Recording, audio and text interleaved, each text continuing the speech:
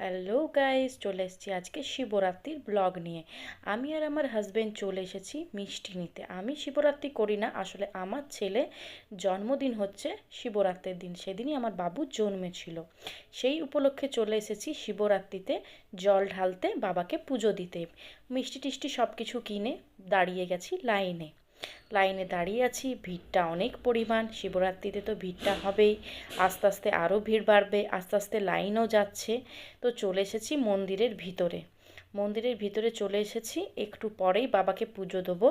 এক একজন করে লাইনে ঢোকাচ্ছে। তো এই যে এখন বাইরেটাতে রয়েছি, আর প্রথমবার শিবরাত্রি করছি, খুবই ভালো লাগছে। আর এই যে মন্দিরের ভিতর ঢুকে গেছি, কিছুক্ষণ পরেই দিয়ে দিলাম, ওই যে এবারে আমার ইয়েটা দিল, প্রসাদটা দিল।